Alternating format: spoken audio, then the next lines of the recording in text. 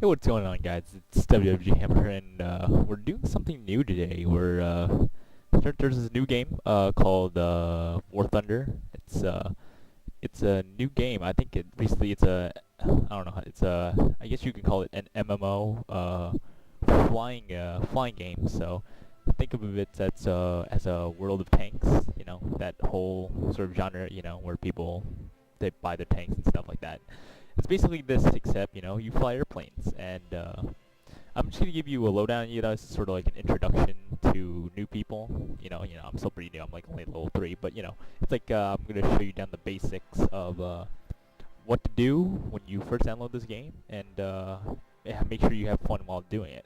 All right, so we're gonna start out here. When you log into your screen, it takes you to this little menu where you can move around and look at your nice airplanes.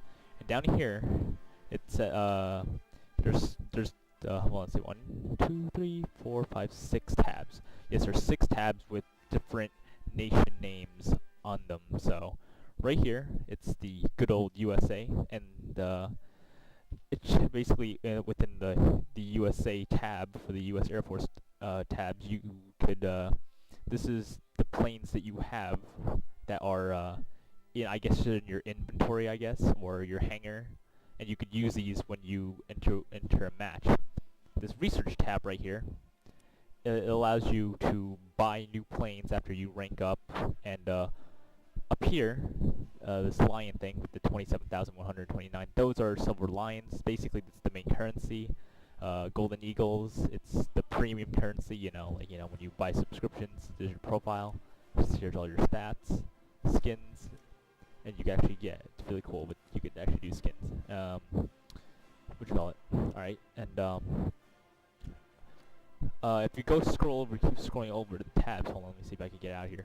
See, alright, now I'm in the German Air Force tab here, and I could basically buy, I'm gonna say, Axis planes. There's Italy's in here too, as well. So, once again, here's a research tab. You could buy your aircraft from this tab right here. Over here we got the Soviet ones, we got the British, and we got the Japanese, and we got, for all those bronies out there, we got the My Little Pony tab. Yes, you see the pony with a flight helmet and rocket launchers, and you could fantasize what you want. But alright, so down here, yes, says Aviation, Army, and Fleet. I honestly don't know what Army does or Fleet does. I don't know, somebody can explain to me that in the comments. Over here, make sure you want to keep these boxes checked, because, automatic repair, purchasing a refill for ammo. As long as you keep playing, this should not be a problem, because, your plane uses ammo. If you get shot down, it has to get repaired. Oh yeah, alright, now it comes down to individual aircraft and what to do. Alright, if you go to this tab, this is hangar. This is the hangar tab. Within the hangar tab, you could see the stats of your aircraft, and over here, this is the XP that you've gained using this specific aircraft. When you rank up a specific aircraft, you could unlock more weapons, guns, bombs, and add bombs to it. Over here is test flight. You could test fly the planes to see the handling. Over here is view crew. Crew is basically, it's what you use to run the plane. I mean, if it's what you use to run the plane. So if, say, since I only have one crew, if this guy gets shot down, I could only call in one, so I can't use the same plane again in the same game, unless I buy backups. That's if the pilot survives or not. Over here we have weapons. Go ahead and list weapons. See how all these are locked. I have to rank up to a certain level within this aircraft to unlock those weapons.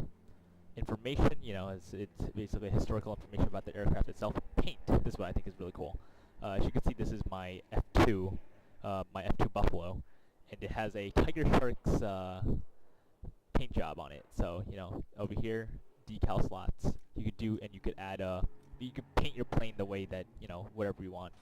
So yeah, we have the countries, specials, stuff like that. You could add, yes, you could basically could add stuff like this. You can only add one piece of paint at a time though, which is unfortunate. But oh well, you work with what you have, I guess. So Oh, unless this is what all the decal slots are for, so you get to add multiple ones. Other than that, this is a subscription. Over here's the shop where you could buy premium stuff. And let's see, what else? What else is there to know?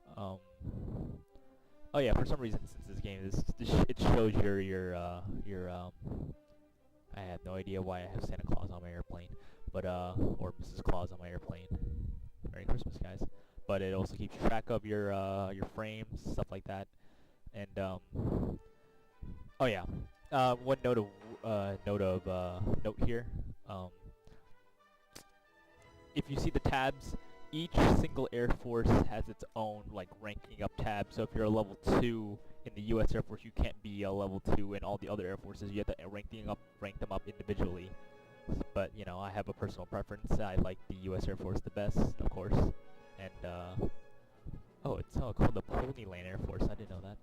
Okay, so yeah, so I could only buy planes specifically for this area right here. You can see bombers, you got fighters over here, we got more fighters over here, we got we got naval airplanes over here. These are premium planes that are very expensive if you want. But alright, I'm gonna do a rundown of the game types. Alright, over here says 2 battle. 2 battle is basically your matchmaking, quick match thing. And over here says arcade battles, historical battles, and realistic battles. With arcade battles is basically your basic team deathmatches, dominations. It's basically the norm.